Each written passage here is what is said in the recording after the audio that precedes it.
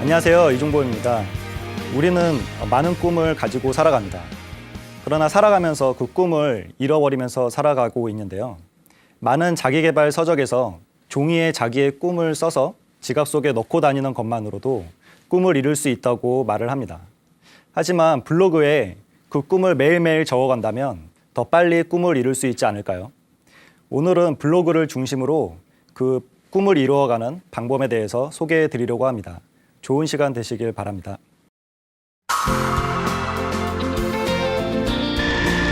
일기장처럼 시작했던 블로그가 이제는 하루 10만 명이 읽는 인기 콘텐츠. 블로그를 통해 꿈을 이루고 있는 이종범. 파워블로그에서 소셜 마케팅 전문가로.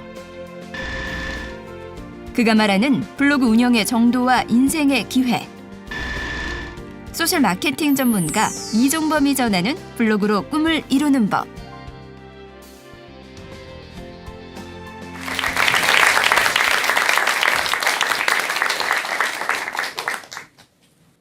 안녕하세요. 네, 저는 소셜 마케팅 회사 다솔인의 대표이자 TV 익사이팅과 투어 익사이팅 같은 블로그를 운영하는 이종범이라고 합니다. 여기에 나와 있는 사진과 제 얼굴이 많이 다르죠. 예, 전문 사진 작가가 찍어준 사진이고요. 오프라인에서 봤을 때 사람들이 깜짝깜짝 놀라곤 해요. 너무 많이 달라서. 예. 오늘은 블로그로 꿈을 이루는 법에 대해서 한번 알아보려고 합니다. 여러분, 블로그 하면 어떤 게 생각나시나요? 이런 게 생각나지 않으시나요? 예. 블로그 하면 제가 강의를 하거나 강연을 하면 대부분 파워블로거가 되는 법을 알려주세요. 어떻게 하면 파워블로거가 될 수 있을까요? 라고 얘기를 하는데 저는 오늘 파워블로거에 대해서 이야기하려 하는 건 아닙니다. 파워블로그는 포털에서 정해주는 어떤 배지나 타이틀이죠. 한 해 동안 열심히 블로그를 운영했다고 인정되는 그 포털에서 활동하는 블로거들을 대상으로 상을 수여하는 게 이 파워블로거입니다. 하지만 누구나 파워블로거가 될 수는 없겠죠. 몇몇 정해진 사람들에게만 파워블로거라는 배지를 주기 때문에 우리는 누구나 파워블로거가 될 수 없어서 저는 이 파워블로거에 대해서 오늘 설명하려는 것은 아닙니다. 우선은 저희가 블로그에 대해서 블로그가 무엇인지에 대해서 알고 나면 왜 파워블로거 배지가 중요하지 않은지에 대해서 알게 될 텐데요. 블로그의 뜻에 대해서 아시는 분 혹시 계신가요? 예, 블로그 많이 들어봤지만 그 뜻에 대해서는 들어보지 못했을 겁니다. 블로그는 웹 플러스 로그가 블로그입니다. 웹의 마지막 B와 그리고 로그가 합쳐져서 블로그라고 하죠. 로그라는 뜻은 기록하다라는 뜻이죠. 그래서 웹에다가 기록한다라는 게 바로 블로그입니다. 쉽게 설명하면 인터넷 일기장인 거죠. 우리가 매일매일 일기를 쓰는데 일기장은 보통 자신만 볼 수 있죠. 웹에다가 쓰기 때문에 모두에게 공개된 곳에다가 일기를 쓴다고 생각하시면 됩니다. 우리는 세상을 살아가면서 이 좋아하는 것과 해야 하는 것 사이에서 많은 갈등을 합니다. 우리가 살아갈 때 대부분 많이 듣는 얘기가 좋아하는 것보다는 해야 하는 것을 하면서 살아가야 한다라는 얘기를 많이 듣죠. 좋아하는 것만 하면서 살 수 없다고 이렇게 얘기를 하는데요. 생각해보면 학생 때도 이런 말을 많이 들었던 것 같아요. 학생으로서의 신분으로서 우리가 이 공부를 하는 게 해야만 하는 것이죠. 그때 자기가 좋아하는 것을 선택하고 싶지만 우리는 대학에 가기 위해서 공부를 열심히 해야만 합니다. 그렇게 공부를 열심히 해서 대학에 가서 또 취업을 하면 직장에서 어떤 직분과 직책을 갖게 되죠. 그러면 또 다시 책임감이 주어지게 됩니다. 그리고 좋아하는 것과 해야 하는 것 사이에서 갈등을 하게 되죠. 사회생활을 하려면 좋아하는 것보다는 해야 하는 것을 해야 하는 경우가 더 많습니다. 그래서 그러면 우리는 언제쯤 좋아하는 것을 할 수 있을까요? 퇴직하고 노년기에 좋아하는 것을 하면서 살면 행복할까요? 저는 이런 팍팍한 해야 하는 것을 강요하는 세상에서 어떻게 하면 좋아하는 것을 하면서 살아갈 수 있을까에 대해서 고민을 했고요. 블로그는 그런 어떤 탈출구가 될 수 있는 방법이라고 생각을 합니다. 사회에서는 좋아하는 것을 하지 말고 해야 하는 것을 하라라고 말을 하지만 블로그에서는 오히려 반대입니다. 해야 하는 게 아니라 좋아하는 것을 해야만 블로그로 꿈을 이룰 수 있는 거죠. 블로그로 꿈을 이룬 분들에 대해서 좀 소개해 보려고 해요. 많이 보시지 않으셨나요? 예, 프로그램에 나오셨던 류시영 팀장님인데요. 이 김치버스라는 그 트럭을 만들어서 전 세계를 누비고 다니고 있고 지금은 3기를 운영해서 브라질에 가 있습니다. 이 친구 같은 경우는 제가 블로그를 통해서 그 김치버스를 하기 전부터 알았던 친구인데요. 블로그로 이제 여행도 같이 가고 이 친구 집에 가서 잠도 자고 같이 이제 술도 한잔 하면서 그러면서 많은 이야기를 나눴었습니다. 이 친구가 이렇게 방송에서도 이야기했지만 좋은 형편의 친구가 아니었어요. 그 집에 놀러 갔을 때 집이 이렇게 반지하는 아니지만 굉장히 어두운 집이었고요. 그리고 남자 둘이서 살고 있었는데 굉장히 암울한 그런 느낌이었던 생각이 납니다. 그때 이제 집에서 밤늦게 이야기를 나누었어요. 시영아, 넌 꿈이 뭐니? 라고 물어봤더니 형, 저는 차를 타고 세계 여행을 하는 게 꿈이에요. 라고 얘기를 하더라고요. 그때 들으면서 그래, 좋은 꿈이다. 나도 그게 꿈인데 한 50대나 60대 돼서 은퇴해서 나도 한번 세계 여행 한번 해보고 싶다. 라고 얘기를 했는데요. 몇 달 후에 저한테 연락이 왔어요. 연락이 와서 형, 저 세계 여행 떠나요. 라고 해서 너무 깜짝 놀란 거죠. 어떻게 가게 됐니? 하면서 자초지종을 듣게 되고 또 김치버스를 통해서 400일 동안 갔다 와서 저와 또 만나서 인터뷰를 했습니다. 근데 이 친구가 처음에는 물론 이제 유럽 무전여행을 해서 책도 내고 이런 여행을 굉장히 좋아하는 친구였는데요. 그것을 이 방송에서는 많이 언급을 안 했지만 그 사이에 블로그를 운영을 했습니다. 대책 없는 낙천주의자라는 필명으로 블로그를 운영을 했었고요. 여행 블로거로 네이버 포털에서 주는 그런 파워블로거도 봤고요. 많은 활동을 지금도 하고 있습니다. 그래서 지금도 이 블로그를 통해서 김치버스를 알리고 있고 또 여행대학이라는 대학을 또 세워서 많은 또 여행을 즐거워하는 친구들에게 여행할 수 있는 방법을 알려주고 있죠. 또 한 분은 여러분들이 블로그를 좀 아신다 싶으면 다들 한 번쯤 들어봤을 문성실 씨에 대해서 이야기하려고 합니다. 문성실 씨 같은 경우는 블로그 제목에서 볼 수 있듯이 쌍둥이의 엄마입니다. 문성실 씨가 블로그를 할 때만 하더라도 이 요리 블로그라는 게 많이 없었어요. 그래서 그 당시에 인터넷에서 구할 수 있는 요리에 대한 레시피는 굉장히 이제 전문적인 이 레시피가 우리가 일상생활에서 사용하지 않는 그램이나 이런 거를 다 정해서 하는 그런 레시피들이 많이 있었습니다. 근데 이제 쌍둥이 엄마이고 또 요리를 전문적으로 하시던 분이 아니시기 때문에 이제 엄마들의 마음으로 그 레시피를 적기 시작했죠. 그래서 많은 주부들에게 인기를 끌기 시작했고요. 지금은 이 사업도 쿠키 쇼핑이라는 회사를 운영하고 있기도 하고요. 또 여러 요리로서 여러 강연이나 아니면 방송 활동도 하시고 계신데요. 또한 자신이 요리를 좋아하다 보니까 요리 블로그를 통해서 대학원에까지 진학을 해서 요리를 공부를 하는 그런 블로그를 통해서 꿈을 이룬 대표적인 분 중에 한 분이 아닐까 싶습니다. 또 한 분은 미녀들의 수다라는 그런 블로그를 운영하고 있는 일레드님입니다. 육아 블로그를 운영하고 있는데요. 이 분은 제 와이프이기도 합니다. 그래서 지금은 육아 블로그를 운영하고 있는데 제가 이 스토리를 굉장히 잘 알고 있겠죠. 처음 시작할 때부터 같이 블로그 운영했고 지금 7년간 운영을 하고 있습니다. 원래는 미녀들의 수다라고 해서 이 패션이나 뷰티에 관해서 여성들이 좋아할 만한 이야기를 쓰다가 제 와이프의 꿈은 뒷부분에 말씀드리겠지만 선생님이 되는 게 꿈이었어요. 누군가를 가르치고 이런 거를 굉장히 좋아하는데 애를 낳기 시작하면서 이제 육아에 대해서 블로그에 글을 쓰기 시작한 거죠. 보통 주부분들은 이제 블로그에 육아 일기를 쓰지 않고 육아 일기를 따로 쓰시죠. 근데 저희는 블로그를 하고 있었기 때문에 블로그에 아이들의 성장 과정이나 임신, 출산, 육아에 관한 모든 이야기를 이제 적기 시작했습니다. 그래서 육아에 관한 책도 내게 됐고요. 육아에 대한 여러 이 포털 같은 곳에서 자문을 해주고 있기도 합니다. 이런 블로그를 통해서 꿈을 이룬 분들을 보면 자신이 브랜드가 되어서 블로그를 브랜드화시켜서 자신의 꿈을 이룬 것을 볼 수 있습니다. 브랜드라는 뜻이 어떤 뜻인지 혹시 아시나요? 브랜드는 소에다가 이게 나의 소다라고 해서 불로 이렇게 지진 것에 불로 지져서 낙인을 찍는 것을 브랜드라고 합니다. 그만큼 소비자들에게 그 각인시킬 수 있는 것이 바로 브랜드인 거죠. 블로그는 매일매일 글을 써서 많은 사람들에게 노출이 될 수 있게 되는 그런 플랫폼입니다. 그래서 블로그에 글을 쓰기 시작하면 일기장에 쓴 것처럼 나만 볼 수 있는 게 아니라 많은 사람들에게 퍼져나가고요. 그 많은 사람들에게 많이 노출되면 될수록, 자주 노출되면 될수록 브랜드가 되어 가는 거죠. 그 브랜드가 되면 이제 자신의 꿈을 이룰 준비가 되어 있는 것입니다.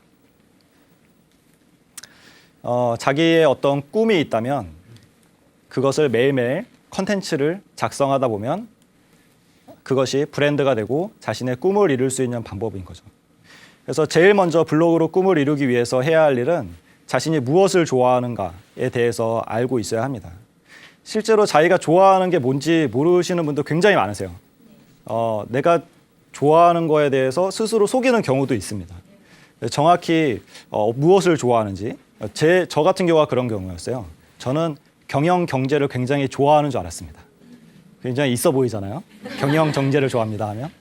근데 실제로 제가 좋아하는 건 경영 경제가 아니라 TV였어요. TV, 드라마, 예능 보는 걸 좋아했죠. 하지만 누군가에게 그렇게 얘기하기는 좀 창피하죠.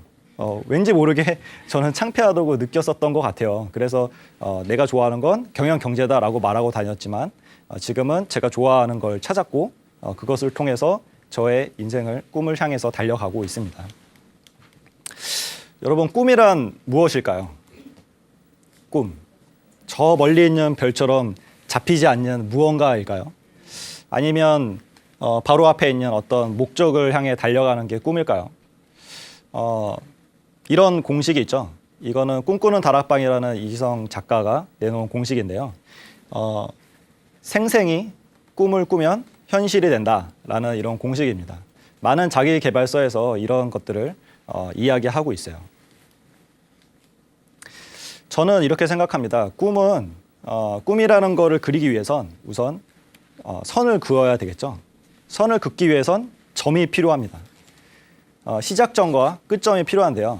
만약에 점이 하나만 있다면 빙글빙글 돌아서 제자리에 돌아올 수밖에 없겠죠. 점이 두 개가 있어야 선을 그을 수가 있습니다. 직선을 그을 수도 있고요. 곡선을 그을 수도 있어요. 어떤 자신만의 꿈이라는 그림을 이렇게 그릴 수 있는 거죠. 저는 이 시작점을 아이덴티티라고 합니다. 정체성이죠. 끝점을 비전, 드림, 꿈이라고 합니다. 우리의 정체성은 어디서부터 시작하냐면 왜 태어났는가? 태어난 것에서부터 시작을 하고요. 꿈은 죽음, 어떻게 죽을 것인가에서부터 시작합니다. 이게 내 꿈인지 아닌지 정확하게 판별하는 방법 중에 하나는 내가 죽을 때 그걸 하면서 죽어도 좋은가? 라고 생각해보면 어느 정도 필터링이 돼요. 저는 일하다가 죽고 싶진 않습니다. 제 블로그 하다가 컴퓨터 앞에서 죽고 싶지는 않고요. 그래서 블로그는 저의 꿈이 될 수 없겠죠. 그것처럼 자신의 꿈을 판별할 수 있는 방법은 내가 어떻게 죽을 것인가를 생각해보면 답이 나오는 것 같습니다. 그래서 내가 왜 태어났고 어떻게 죽을 것인가를 알면 내가 살아가는 방법과 꿈을 향해 달려갈 수 있는 길을 알 수가 있는 거죠. 왜 태어났을까에 대한 고민은 제가 처음 이 고민에 대해서 시작한 건 아프리카로 의료 봉사를 갔을 때부터 시작을 하게 됐습니다. 대학교 1학년 때였는데요. 아무것도 모를 때였어요. 대학교 1학년 때 보통 이제 뭐 술도 많이 마시고 미팅도 많이 하고 그러잖아요. 그러다가 누가 이제 지원을 해줘가지고 아프리카에 가게 됐습니다. 근데 아프리카에 가서 보니까 여기서는 그렇게 풍요롭게 지내던 것들이 모두 그쪽에서는 정반대의 문화가 됐어요. 물도 없어서 빗물을 받아 마셔야 됐고 그 빗물마저 없어서 이렇게 물을 찾아다니면서 다니는 유목민족들이 있었고요. 병원이 있고 의사가 있지만 약이 없어서 죽어가는 사람들이 너무 많았습니다. 그래서 여기에서 또 태어나자마자 에이즈에 걸려서 죽어가는 생명들도 너무 많았고요. 그런 쉽게 죽어가는 모습들을 보면서 왜 사람은 왜 만들어졌고 왜 태어났을까? 나는 왜 태어났을까라는 본질적인 질문을 던지기 시작했죠. 물론 지금까지 답은 나오지 않았습니다. 하지만 계속 저의 정체성에 대해서 질문을 던지면서 가고 있고요. 또 어떻게 죽을까에 대해서도 여러분들도 한 번쯤 생각해 보셨으면 좋겠는데요. 저는 어떻게 죽을까 생각을 했을 때 아까 말씀드렸던 것처럼 뭐 블로그나 아니면 일을 하다가 죽고 싶진 않고요. 생각해 보니까 저의 가족을 위해서는 죽고 싶더라고요. 예, 저의 아들을 위해서, 딸을 위해서 혹은 제 아내를 위해서는 죽을 수 있겠다라는 생각이 들더라고요. 그때부터 저의 가치관이나 꿈들은 여기에 다 맞춰지게 되었고요. 가족과 함께 했을 때 저의 이 어떤 가치를 만들어냈을 때 그때 저의 삶이 비로소 완성되지 않을까라고 생각을 해서 지금은 가족들과 무언가를 해보려고 계속 집에서 일을 하면서 가족과 많은 시간을 보내려고 하고 있습니다.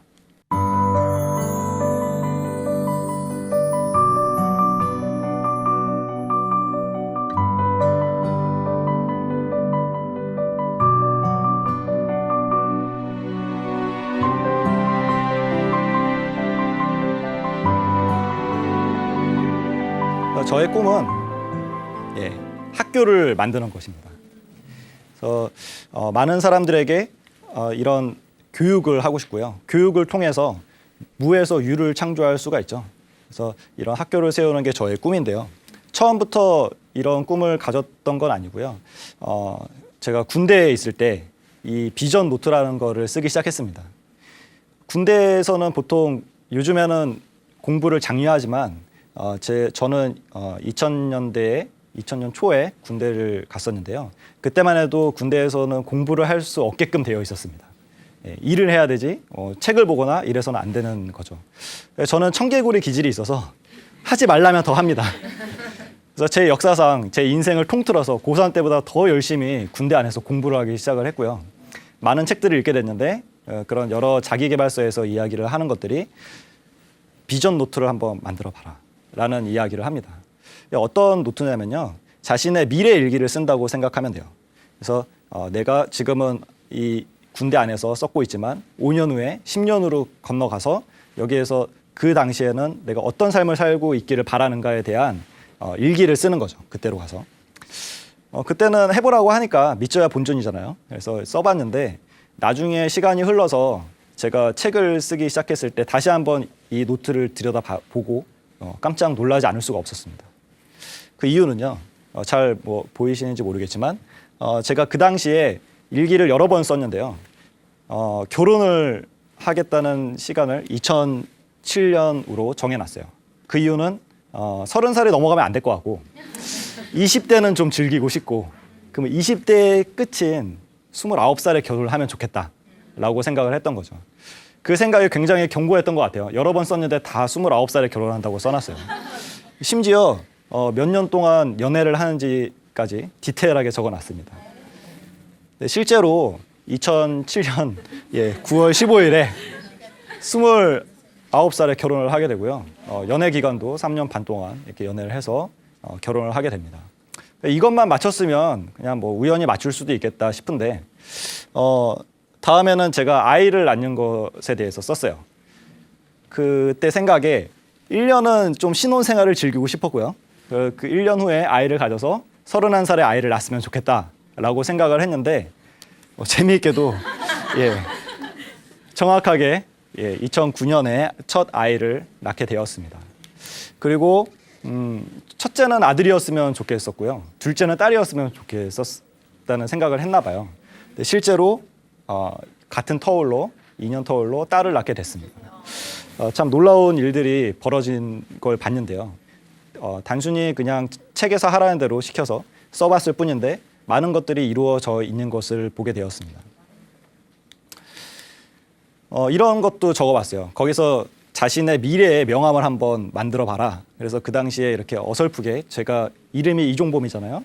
야구 선수 아시죠? 그래서 바람의 아들 이종범이라 회사 이름도 선 오브 윈드 해서 소라는 회사를 정해서 이미 난 이런 회사를 운영하는 대표가 될 거야라고 이렇게 명함을 만들어 봤었는데요. 실제로 저희들의 아이들의 이름을 따서 만든 회사를 만들어서 지금 창업해서 지금 3년 반 동안 운영해 오고 있습니다. 저의 라이프에 대해서 좀 말씀을 드리자면요. 이 군대에서 전역을 한 이후에 저는 그 인터넷 쇼핑몰을 운영을 하기 시작합니다.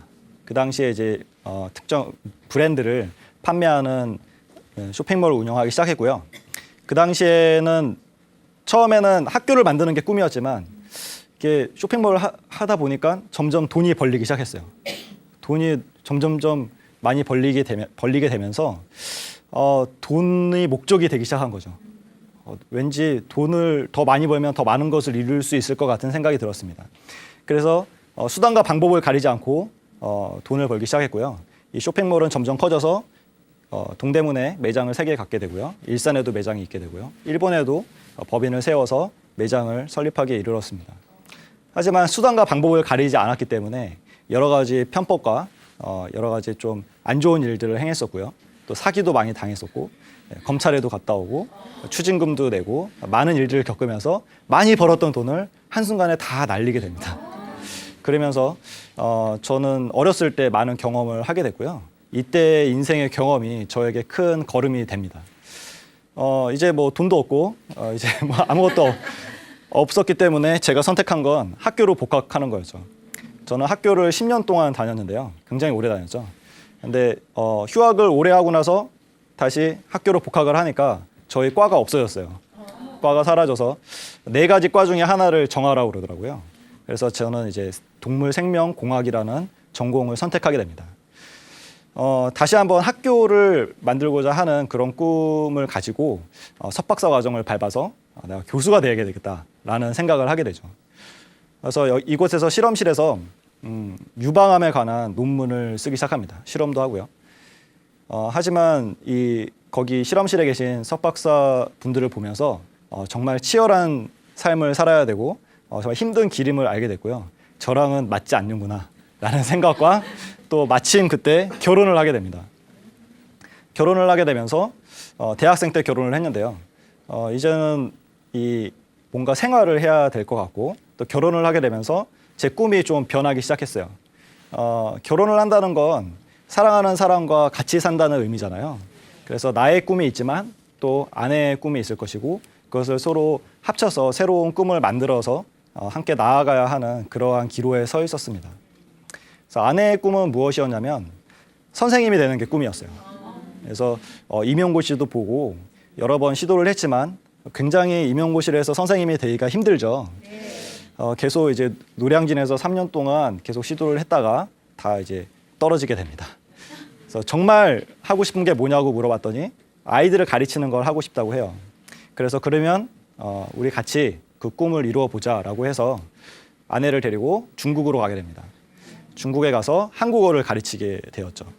한국어 강사는 이제 전공자도 할 수 있지만 비전공자도 교육을 받으면 한국어 강사로 활동을 할 수가 있습니다. 그래서 중국에 가서 1년 반 동안 아이들을 가르치고 한국어를 가르치기 시작했습니다. 아내 굉장히 만족했고요. 이때 생활을 지금도 저희는 계속 이야기를 합니다.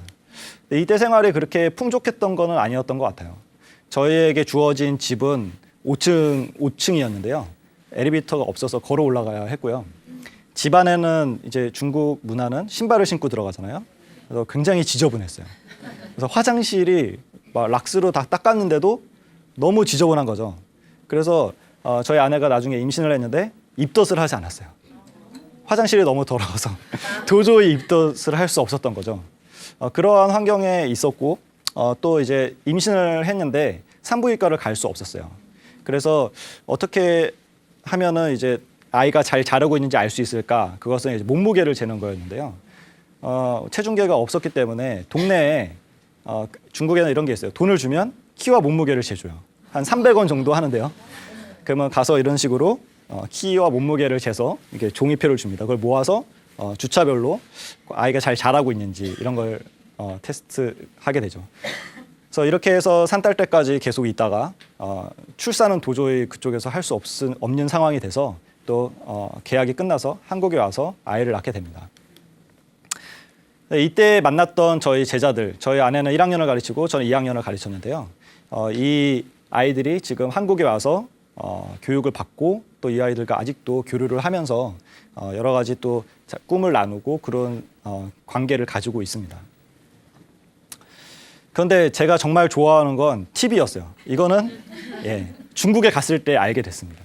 중국에 가서 한국어 강의가 보통 하루에 2시간, 3시간 정도 있어요. 나머지 시간에는 계속 집에 있어야 돼요.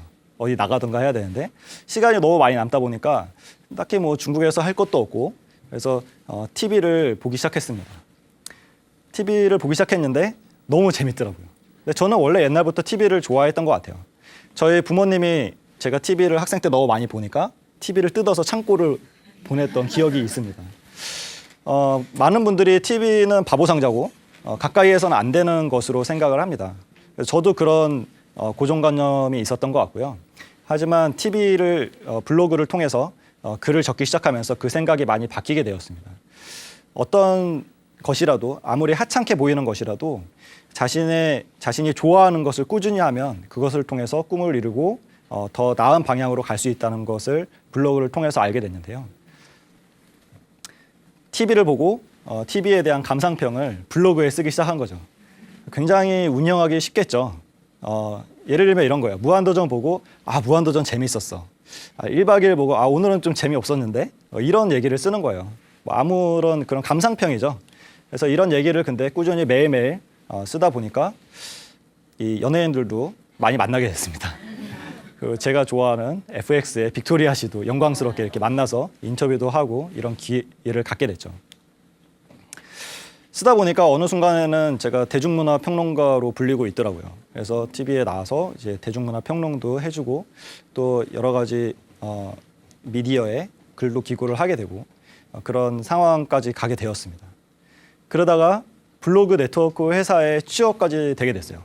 블로그를 하다가 알게 된 분을 통해서 이 블로그 회사에 취업이 되게 됐고요. 1년 동안 블로그 마케팅에 대해서 배우게 됩니다. 그러다가 이 스타트업이다 보니까 아침 일찍 출근해서 저녁 늦게 퇴근을 해요. 아이는 이 당시에 저희 첫째가 돌 좀 안 지났을 때인데요. 아이가 잘 때 출근해서 잘 때 퇴근하는 거죠. 아이는 저를 볼 수가 없어요. 대부분의 아버지들이 이런 삶을 살고 계실 텐데요. 아기다 보니까 이게 한 1년 정도 지속이 되다 보니까 아이가 이제 저를 못 알아보기 시작하는 겁니다. 제가 안으면 누가 강도가 아는 것처럼 물고 자꾸 엄마한테만 가려고 하고 아이와의 어떤 관계가 형성이 되지 않아서 굉장히 많은 고민을 하게 됐고 과감히 이제 회사를 그만두기로 결정을 합니다. 그렇게 해서 만들어진 회사가 저희 아들의 이름과 딸의 이름을 합쳐서 만든 다솔인이라는 회사고요. 회사에서 배워서 나왔던 이런 블로그 마케팅과 이런 소셜 마케팅을 운영을 하고 있습니다. 저는 집에서 1인 창업가로 활동을 하고 있고요. 가족과 함께 지내면서 일을 하고 있습니다. 그래서 일하는 시간이 굉장히 제한적이에요. 아이들이 유치원이나 어린이집에 갔을 때만 이제 일을 할 수가 있습니다. 그래서 물론 아이들 바래다 주고 갔다 와서 놀아주는 건 저의 몫이죠. 그래서 육아가 본업이고요. 회사가 부업인 그런 상황이 됐습니다.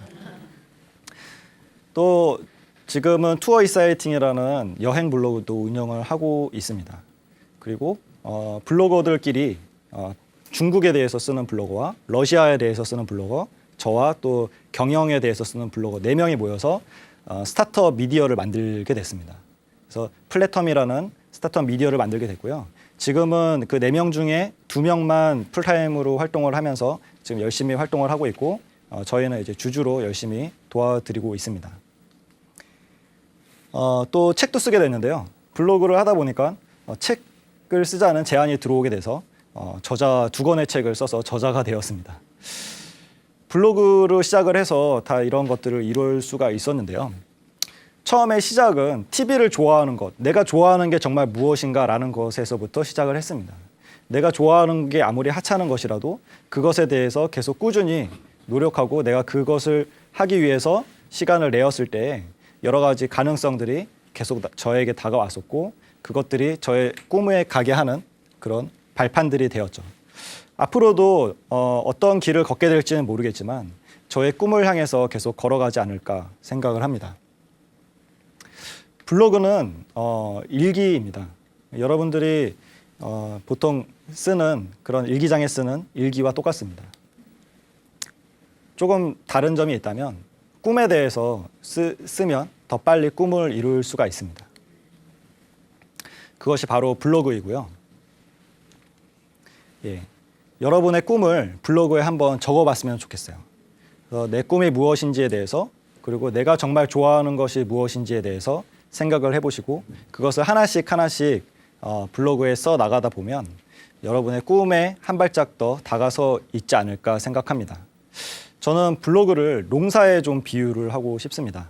농사를 지을 때 씨를 뿌리고 이 좋은 물과 태양과 영양분을 줘서 여름에 이렇게 기르게 한 다음에 그 다음에 가을에 열매를 수확을 하게 되죠. 그런 것처럼 블로그도 처음에 자신의 꿈을 블로그에다가 심고 꾸준히 노력을 해서 블로그를 운영을 한다면 블로그는 반드시 여러분에게 좋은 열매를 맺게 해주리라 믿습니다. 여기는 여기까지고요. 질문을 한번 받아보도록 하겠습니다. 지금 하는 일도 되게 많으시고 네. 바쁘신 일상 속에서 그 블로그를 따로 관리하는 노하우가 있으신지 알고 싶습니다. 블로그를 하시는 분들을 보면 대부분 다 굉장히 바쁘신 생활을 하는 분들이 많으세요. 의외로 블로그 모임에 나가보면 회사에 다니면서 야근을 하기도 하고 이제 회식도 하면서 틈틈이 틈을 내서 주말에 블로그를 한다던가 아니면 이제 휴가를 내서 블로그를 한다던가 그런 그 열정을 보이시는 분들이 많이 계신데요. 특별히 노하우라고 한다면 첫 번째는 자신이 좋아하는 거를 찾는 게 첫 번째입니다. 시간은 어떻게 보면 상대적이잖아요. 굉장히 하기 싫은 일을 하면 1분도 1시간처럼 느껴질 수 있고 자신이 즐거운 일을 하면 1시간 또 1분처럼 느껴질 수 있는데 블로그를 운영하시는 분들 중에 꾸준히 잘 운영하시는 분들을 보면 대부분 전부 다 자신이 좋아하는 거를 찾아서 하세요. 그래서 자신이 어떤 굉장히 바쁜 일에 있더라도 시간을 쪼개서 해도 충분히 휴식을 취한다고 생각을 하시는 분들이 많이 계시고요. 저 같은 경우는 저도 이제 뭐 일도 하고 또 블로그도 운영을 해야 하기 때문에 최소한 제 일의 어떤 시스템을 굉장히 자동화를 많이 시켜놨습니다. 그래서 최대한 시간을 단축을 시켜서 리소스를 적게 쓰게끔 만들어 뒀고요. 블로그를 할 때 이제 시간을 정해놓고 합니다. 하루에 저 같은 경우는 15분에서 30분 사이를 정해놓고 매일매일 하려고 노력을 하고 있고요.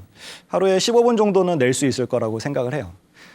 블로그를 할 때 이렇게 시간이 하루에 막 3시간, 4시간 해서 글을 쓰게 되면 나중에 지쳐서 글을 쓸 수 없게 됩니다. 블로그로 꿈을 이루는 법은 매일매일 글을 쓰는 게 그 꾸준함이 가장 중요한데요. 이 꾸준함을 유지하기 위해선 글을 매일매일 쓰는 게 중요한데 그 매일매일 굉장히 퀄리티가 높은 글을 쓸 필요는 없습니다. 내 일기장이기 때문에 내가 쓰고 싶은 대로 쓰는 거죠. 그래서 시간을 정해놓고 글을 쓰다가 시간이 다 지나서 아니면 글이 더 이상 써지지 않을 때는 그 글을 삭제하는 게 아니라 그대로 발행을 하는 거죠. 그래서 내가 완성되지 않은 글이라도 계속 꾸준히 글을 쓰는 연습을 한다면 그러면 이제 블로그가 어느 순간에 굉장히 그 자신의 꿈에 가까워 있는 모습을 볼 수 있게 될 거고요. 또 한 가지 운영 노하우라고 하면 예약 발행을 활용을 하는 거죠. 그래서 블로그에는 예약을 해서 발행을 할 수 있는 기능들이 있습니다. 글을 쓰다 보면 매일매일 글이 잘 써질 수가 없어요. 어떤 날은 굉장히 바쁠 수도 있고 여행을 갈 수도 있고 글이 안 써지는 날도 있는데 또 어떤 날은 굉장히 글이 잘 써지는 날이 있습니다. 그럴 때 이제 글들을 많이 써놔서 예약 발행을 하는 거죠. 보통 블로그를 처음 시작하시는 분들은 글을 많이 쓰면 그날 5개면 5개를 다 발행합니다. 그렇게 되면은 사람들이 많이 볼 수 없을 뿐더러 스팸으로 인식될 수도 있기 때문에 글을 하루에 여러 개를 썼다면 하루에 한 개씩 발행하는 그 예약 발행 시스템을 이용한다면 보다 블로그를 꾸준히 그리고 자신의 시간을 아껴서 운영을 할 수 있지 않을까 싶습니다. 예. 다른 질문 혹시? 예. 대표님에게 예. 터닝 포인트가 됐던 사건이나 예. 책이 있다면 어떤 것들이 있는지 알고 싶습니다. 예. 제 인생의 첫 번째 터닝 포인트였던 것은 이제 아프리카에 갔던 거죠. 그래서 아까 말씀드렸지만 아프리카에 가서 좀 우리나라는 많이 다른 상황을 보게 되면서 충격을 많이 받았었고요. 그때 이제 꿈에 대해서 생각을 하게 됐었습니다. 그 두 번째 터닝 포인트라면 이제 아이가 태어나고 나서 저의 인생의 또 다른 터닝 포인트가 됐었는데요. 그 전까지는 내 삶에 대해서만 생각을 했다면 아이가 태어난 이후에는 가족을 위한 가족과 함께하는 그런 것들에 대해서 꿈꾸기 시작했던 것 같습니다. 저에게 또 영향을 줬던 책은 로버트 기요사키가 쓴 이 부자 아빠 가난한 아빠라는 책이 제가 군대에 있을 때 처음 나왔었거든요. 그때 그 책을 부모님이 권해줘서 보게 됐었는데요. 처음엔 그 책이 뭐 이게 소설인 줄 알았어요. 부모님에 관한 소설이고 막 눈물을 흘려야 되는 책인 줄 알고 안 본다고 했었는데 나중에 이제 봤더니 이제 자기 개발에 관한 책이었더라고요. 그래서 그 책이 저에게는 많은 영향을 줬었는데요. 그 당시만 해도 나는 뭐 아무것도 할 수 없는 그냥 대학생이고 뭐 군대에 있고 아무것도 할 수 없는 상황이다라고 그런 패배주의적인 생각에 잠겨 있었는데 그 책을 보면서 얻은 가장 큰 수확은 누구나 어떤 뭐 경제적인 활동이나 경제적인 자유를 얻을 수 있고 또한 어떤 세상에 휘둘리는 게 아니라 자신이 삶을 주도해 나가는 삶을 살 수 있다는 메시지를 들었을 때 나도 어떤 제도 안에서 휘둘리면서 살아가는 게 아니라 내 꿈을 당당하게 이뤄가면서 살고 싶다라는 생각을 하게 됐고 그것이 제 인생에 많은 영향을 줬던 것 같습니다. 네. 또 다른 질문 혹시 있으신가요? 예. 블로그를 하다 보면 네네. 이렇게 서로 얼굴 붉히는 일들도 예. 간혹가다 그렇죠. 있는데 예. 온라인상에서 그 서로 간에 지켜야 할 최소한의 예의가 있다면 어떤 예. 것이 있을까요? 블로그를 하다 보면 정말 그런 일들이 많이 있어요. 어떻게 잘 아시네요. 저는 또 블로그 마케팅 회사를 하다 보니까 그런 상황들을 많이 보게 됩니다. 블로그를 그 어떤 상황이냐면요. 뭐 이렇게 블로그 안에 파벌들이 있어요. 그래서 나는 누구 파, 나는 누구 파, 무슨 파 이렇게 해서 자신들의 어떤 이런 조직을 꾸립니다. 그래서 그 조직끼리 서로 우리가 잘났다 너희가 잘났다 하면서 막 싸우죠. 근데 이거는 우리가 사는 사회랑 또 별반 다를 바가 없어요. 블로거들이 모여있는 공간을 블로그 스피어라고 하는데요. 그 공간도 똑같이 우리가 살아가는 세상과 똑같은 일들이 벌어지고 있습니다. 그래서 블로그에 그런 사건들이 많이 일어나기도 하고 그게 문제시 되기도 하는데요. 블로그를 운영할 때 어떤 에티켓이라기보다는 어떤 운영 노하우라고 본다면 블로그는 하나의 도구이기 때문에 어떻게든 활용할 수 있습니다. 칼처럼 뭐 요리를 할 수도 있고 사람을 죽일 수도 있는 거죠. 그런 파벌을 지어가는 그런 자신의 이익을 추구하기 위한 그런 블로그를 운영하는 것보다는 서로 상생할 수 있고 블로그를 통해서 서로의 꿈을 격려해 줄 수 있는 방법으로 운영을 한다면 보다 그런 문제들을 좀 해결할 수 있지 않을까 싶습니다. 또한 저는 방송연예 블로그를 운영하기 때문에 악플이 굉장히 많아요. 누구의 편을 들어주면 막 이제 팬들이 달려와서 악플을 많이 쓰죠. 근데 그 악플에 대해서 대처하는 방법은 선플로 대처를 하는 겁니다. 악플에 대해서 악플을 딱 들으면 여러분들이 블로그 하다가 누군가 욕을 블로그에 막 써놓으면 굉장히 화가 납니다. 아침부터. 근데 그것을 좀 이해할 필요가 있어요. 악플을 다는 사람들이 어떤 마인드를 가지고 악플을 다는가. 대부분 우리가 이제 핵가족화 시대가 되고 여러 고독한 시대가 됐기 때문에 자신의 어떤 감정을 표출하기 위해서 어떻게 보면 감정의 병이 든 거죠. 그래서 그런 거를 분출하기 위한 도구로 악플을 다는 경우가 많은데요. 그런 것에 대해서 같이 악플로 대응을 하면 나 또한 그 병에 전염되는 거나 마찬가지입니다. 실제로 악플에 악플로 대응을 해보면 문제가 점점점 산으로 미궁으로 계속 가는 경우가 많고요. 이런 거를 현명하게 대처하기 위해선 좀 더 선플로 의외로 대처를 해주면 그분들도 더 이상 할 말이 없게 되겠죠. 또 한 가지 팁이라면 블로그를 운영을 할 때 우리가 뭐 세상 살 때도 마찬가지지만 피라미드형으로 운영을 할 수도 있고요. 역피라미드형으로도 운영을 할 수가 있습니다. 피라미드형이라는 것은 계속해서 블로그를 해서 올라갔을 때 자기 혼자만 남는 그런 블로그를 의미하고요. 역피라미드 같은 경우는 처음에는 혼자 시작했지만 시간이 흐르면 흐를수록 주변에 많은 사람들이 있는 그런 블로그를 말합니다. 그래서 여러분이 블로그를 운영할 때는 어떤 경쟁심이나 시기심이나 이런 걸 가지고 누군가를 따라잡기 위해서 운영하는 그런 마인드보다는 나의 꿈을 이루기 위해서 더 나의 꿈을 이루어가는 많은 사람들과 같이 함께 하겠다는 그런 마인드를 가지고 블로그를 운영하면 블로그를 계속 지속적으로 운영했을 때 주변에 많은 분들이 계시리라 생각을 합니다. 질문에 답이 다 됐는지 모르겠습니다. 오늘 이 블로그로 꿈을 이루는 법에 대해서 함께 이야기를 나눠봤는데요. 마지막으로 제가 드리고 싶은 말씀은 블로그는 마치 견고한 성과 같습니다. 견고한 성도 벽돌 하나하나부터 시작을 하죠. 그래서 여러분도 글을 자신의 꿈을 담아서 글을 하나씩 써 나갔을 때 나중에 뒤돌아보면 견고한 자신의 꿈이 그려진 그런 성이 만들어져 있을 거라고 생각을 합니다. 블로그를 통해서 여러분들의 꿈을 찾으시고 이루어 나가길 바랍니다.